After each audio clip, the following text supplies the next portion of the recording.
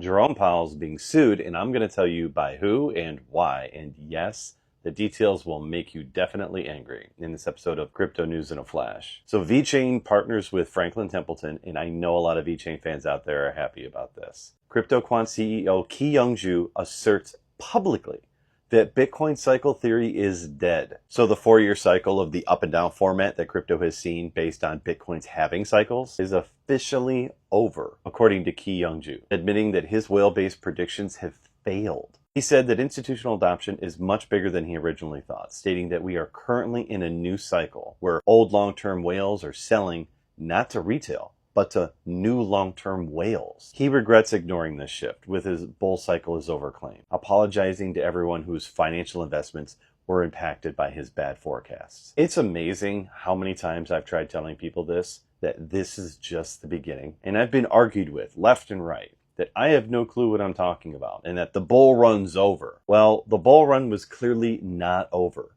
as we've had at least 2 market run-ups since January, both with pullbacks and hitting new levels each time. So I was right. The bull run didn't end in January. And now people are finally seeing that this may be the beginning of a slow and steady multi-year climb up while institutional adoption takes place. And the story of the day, Jerome Powell and the Federal Reserve are both being sued by Azoria Capital for abusing closed-door meetings without a vote. Azoria Capital argues that the Fed's routine use of these closed-door meetings violates the Government in Sunshine Act of 1976, which requires multi-member agencies like the Federal Reserve to hold public sessions unless a valid exemption is invoked. The Fed has allegedly been misusing Exemption 9A of the Sunshine Act, invoking it at every single meeting without even having a proper vote, which James Fishback from Azoria Capital says is illegal. Azoria Capital is seeking a temporary restraining order to force the Fed to open its July 29th and 30th FOMC meeting to the public, claiming that secret Fed deliberations are politically motivated, sustaining high interest rates to undermine President Trump's economic agenda. And just to clarify, the FOMC of the FOMC meeting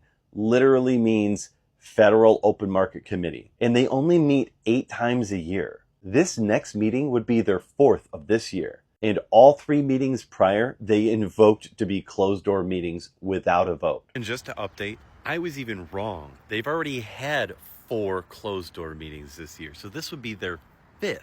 So if they do that this next meeting, this will be their 4th back-to-back closed-door meeting this year, out of only 8. I hope Azoria Capital blocks this, because it's becoming clear that the Federal Reserve is abusing its power. Wealth, love, and authenticity to you all.